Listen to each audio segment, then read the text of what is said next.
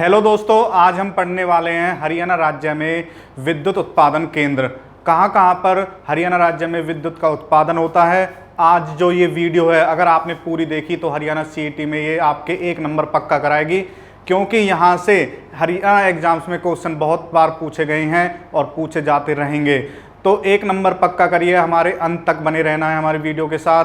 तो आइए अपनी वीडियो स्टार्ट करते हैं। तो सबसे पहले हम कुछ क्वेश्चंस डिस्कस करेंगे, इस टॉपिक से रिलेटेड जो भी इंपॉर्टेंट क्वेश्चन है वो डिस्कस करेंगे, और फिर कहाँ पर विद्युत केंद्र हैं, उनकी स्थापना कब हुई और कहाँ पर हुई, ये डिस्कस करेंगे। तो आइए अपनी वीडियो स्टार्ट करते हैं। तो सबसे पहला जो फर्स्ट क्वेश्चन है यही बनता है भाई, हरियाणा राज्य बिजली बोर्ड की स्थापना कब की गई। तो हरियाणा राज्य बिजली बोर्ड की जो स्थापना की गई है, तो ध्यान रखना है 3 मई 1967 को हरियाणा राज्य बिजली बोर्ड की स्थापना की गई है। और जो हरियाणा राज्य बना था वो बना था आपका 1 नवंबर 1966 को। और हरियाणा राज्य बिजली बोर्ड की जो स्थापना है वो कब की गई, 3 मई 1967 को। तो ध्यान रखना है, हरियाणा राज्य बिजली बोर्ड की स्थापना 3 मई 1967 को की गई है। इंपॉर्टेंट क्वेश्चन है। नेक्स्ट, ये क्वेश्चन अब तक कम से कम 50 बार पूछा जा चुका है भाई, और आगे भी पूछा जाता रहेगा। यहाँ पर क्या है, हरियाणा के प्रत्येक गांवों में बिजली कब पहुंची थी और किसके शासनकाल में पहुंची थी। आपको पता है, ये क्वेश्चन भी पूछा गया भाई, किस राज्य में सबसे पहले प्रत्येक सभी गांवों में बिजली पहुंची है। तो वो हरियाणा के प्रत्येक सभी गांवों में सबसे पहले बिजली पहुंची थी। और ये बिजली कब पहुंची थी, तो ये पहुंची थी आपकी 26 नवंबर 1970 को। तो ध्यान रखना है, प्रत्येक गाँव में विद्युत का उत्पादन, विद्युत जो पहुंची है वो कहां पर कब पहुंची है, 26 नवंबर 1970 को। और किसके शासनकाल में, बंसीलाल के शासनकाल में। तो ध्यान रखना है, 1970 में जो शासनकाल था, जो हरियाणा के मुख्यमंत्री थे वो कौन थे, श्री बंसीलाल जी थे। तो दोनों क्वेश्चन इंपोर्टेंट है भाई। एक क्वेश्चन बनता है कि जो भारत के किस राज्य में सबसे पहले प्रत्येक गाँव में बिजली पहुंची है, तो हरियाणा राज्य में पहुंची है। और कब पहुंची, 26 नवंबर 1970 को। और किसके शासनकाल में पहुंची, बंसीलाल के शासनकाल में।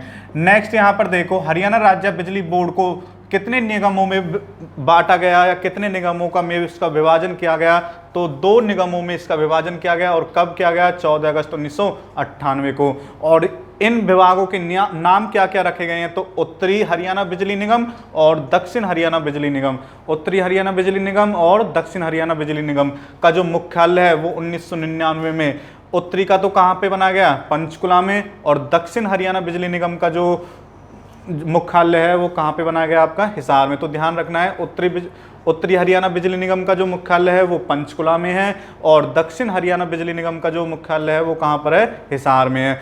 तो ये क्वेश्चन बहुत ही इंपॉर्टेंट हैं और प्रीवियस ईयर में भी ये पूछे जा चुके हैं। नेक्स्ट, यहाँ पर हम पढ़ने वाले हैं हरियाणा के प्रमुख विद्युत केंद्र। कहाँ पर हरियाणा में विद्युत उत्पादन किया जाता है, तो ये अब हम पढ़ने वाले हैं। तो सबसे पहला देखो, पानीपत तापीय विद्युत केंद्र। सबसे पुराना अगर बात की जाए, तो सबसे पुराना विद्युत केंद्र की बात की जाए, राज्य का प्रथम विद्युत केंद्र की बात की जाए, तो वो कौन सा होगा, आपका पानीपत तापीय विद्युत केंद्र। और इसकी स्थापना कब हुई, 1 नवंबर 1979 को। ध्यान रखना है, इसकी स्थापना 1 नवंबर 1979 को।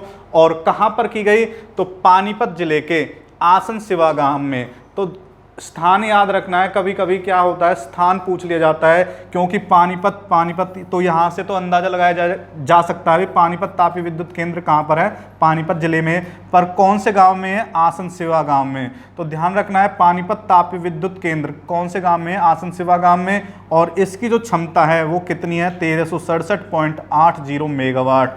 तो क्षमता भी कभी कभी पूछ ली जाती है भाई, किस विद्युत केंद्र की जो क्षमता है, विद्युत उत्पादन की क्षमता है वो कितनी है, तो वो कितनी है, 1367.80 मेगावाट। तो ध्यान रखना है, पानीपत तापीय विद्युत केंद्र कहाँ पर है, आपका आसन सिवा गांव में। और कौन से जिले में, पानीपत जिले में। क्षमता कहाँ कितनी है, 1367.80 मेगावाट। और राज्य का प्रथम विद्युत उत्पादन केंद्र है ये। नेक्स्ट, यहाँ पर देखो, राजीव गांधी तापीय विद्युत केंद्र। राजीव गांधी तापीय विद्युत केंद्र की जो स्थापना है वो कब की गई, 19 मई 2007 को। तो ध्यान रखना है, राजीव गांधी तापीय विद्युत केंद्र की जो स्थापना है 19 मई 2007 को। और कहाँ पर की गई, ये इंपोर्टेंट है। तो राजीव गांधी की जो स्थापना है वो की गई थी आपकी हिसार में। और हिसार के किस स्थान पर की गई, तो खेदड़ स्थान पर की गई। तो ध्यान रखना है, राजीव गांधी कभी कभी क्या होता है ये स्थान ही पूछ लिया जाता है, हिसार ना होके ये खेदड़ ऑप्शन में दे दिया जाता है। तो आपको ध्यान रखना है राजीव गांधी तापीय विद्युत केंद्र की स्थापना हिसार जिले के खेदड़ नामक स्थान पर हुई और कब हुई थी? 19 मई 2007 को। और इसकी क्षमता कितनी है? 1200 मेगावाट।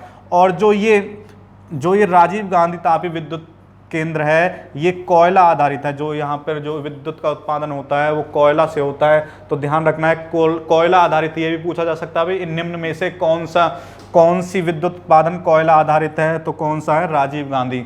नेक्स्ट यहाँ पर देखो दीनबंधु छोटूराम तापीय विद्युत परियोजना। तो दीनबंधु छोटूराम तापीय विद्युत परियोजना की जो स्थापना है वो 1993 में की गई। और कहाँ पे की गई? यमुनानगर में की गई। और इसकी जो क्षमता है वो कितनी है? 1200 मेगावाट। तो तीनों क्वेश्चन याद रखने हैं भाई। दीनबंधु छोटूराम तापीय विद्युत परियोजना की स्थापना कब की गई? 1993 में। कहाँ पे की गई? यमुनानगर में। और क्षमता कितनी है? 1200 मेगावाट। नेक्स्ट यहां पर देखो ये मोस्ट इंपोर्टेंट क्वेश्चन है। राज्य की प्रथम निजी कंपनी को सौंपी जाने वाली विद्युत के परियोजना है। यानी कि अब आपको पता है भाई देश में भी निजीकरण हो रहा है। निजीकरण का मतलब क्या होता है? जो गवर्नमेंट की जो परियोजनाएं हैं उन्हें निजी हाथों में सौंपने की जिम्मेदारी दी जा रही है। तो ये पहली ऐसी विद्युत परियोजना है जो निजी कंपनी को सौंपी गई, जिसकी जो जिम्मेदारी है निजी कंपनी को सौंपी गई। नेक्स्ट देखो यहाँ पर इंदिरा गांधी विद्युत थर्मल पावर परियोजना। तो ये मोस्ट इंपोर्टेंट परियोजना है क्योंकि इसका अन्य नाम भी है। और इसका अन्य नाम क्या है? अरावली सुपर तापीय परियोजना। तो Indira Gandhi super thermal power परियोजना को हम अरावली सुपर तापीय परियोजना के नाम से भी जानते हैं। कभी कभी ऑप्शन में ये ना होके अरावली सुपर तापीय परियोजना होता है। तो इसकी जो स्थापना है 2011 ईस्वी में कहाँ पे की गई? झज्जर में की गई। और झज्जर के किस स्थान पर की गई? तो झालरी नामक स्थान पर की गई। तो आपको ध्यान रखना है कभी कभी झज्जर ना देकर क्या दे दिया जाएगा? झालरी दे दिया जाएगा। और हमें लगेगा कि ये मिसस्पेल्ट हो गया है और ऑप्शन गलत है, हम ये सोचेंगे। तो ध्यान रखना है झज्जर जिले के झालरी नामक स्थान पर इसकी स्थापना की गई। और इसकी जो क्षमता है वो कितनी है? 1500 मेगावाट। तो ध्यान रखना है सब Indira Gandhi super thermal power परियोजना की जो क्षमता है वो कितनी है? 1500 मेगावाट। और इसका अन्य नाम भी ध्यान रखना है भाई अरावली सुपर तापीय परियोजना। नेक्स्ट यहाँ पर देखो महात्मा गांधी तापीय विद्युत परियोजना। तो महात्मा गांधी तापीय विद्युत परियोजना की जो स्थापना है 2012 में कहाँ पे की गई? झज्जर में। और इसकी जो क्षमता है वो कितनी है? 1320 मेगावाट। तो इम्पोर्टेंट क्वेश्चन है महात्मा गांधी तापीय विद्युत परियोजना की जो स्थापना है 2012 में झज्जर में कहाँ पे की गई? झज्जर में। और क्षमता कितनी है? 1320 मेगावाट। नेक्स्ट यहाँ पर देखो फरीदाबाद थर्मल पावर केंद्र। जो फरीदाबाद थर्मल पावर केंद्र है ये एकमात्र राज्य का एकमात्र गैस आधारित तापीय विद्युत केंद्र है। यानी कि यहाँ पर जो विद्युत उत्पादन किया जाता है वो किस आधारित पर किया जाता है? गैस आधारित। और जो ये थी ये कौन से आधारित थी? ये कोयला आधारित थी, राजीव गांधी तापीय विद्युत परियोजना। तो ध्यान रखना एकमात्र गैस आधारित पावर केंद्र कौन सा है? फरीदाबाद थर्मल पावर केंद्र। और इसकी जो क्षमता है वो 430 मेगावाट है। नेक्स्ट यहाँ पर देखो इंपोर्टेंट क्वेश्चन है, आया भी हुआ है भाई। गोरखपुर परमाणु विद्युत परियोजना। गोरखपुर परमाणु विद्युत परियोजना की स्थापना कहाँ पे की गई? फतेहाबाद में की गई। कब की गई? 13 जनवरी 2014 को। और किसने की? तो जब जो उनके प्रधानमंत्री थे, भारत के प्रधानमंत्री श्री मनमोहन जी के द्वारा की गई। और इसकी जो स्थापना है वो 2014 को। और इसकी जो क्षमता है वो कितनी है? 2800 मेगावाट। तो सबसे ज़्यादा जो क्षमता है वो परमाणु विद्युत परियोजना की है 2800 मेगावाट। तो ध्यान रखना है दोस्तों जो ये विद्युत केंद्र हैं ये बहुत ही इंपॉर्टेंट हैं। यहाँ से क्वेश्चन बार बार पूछे जाते हैं। और ये जो विद्युत केंद्र हैं ये एग्जाम्स की पॉइंट ऑफ व्यू से बहुत ही इंपॉर्टेंट रहने वाले हैं। आगे भी हम आपके लिए ऐसे ही वीडियो लाते रहेंगे। तब तक के लिए जय हिंद, जय भारत।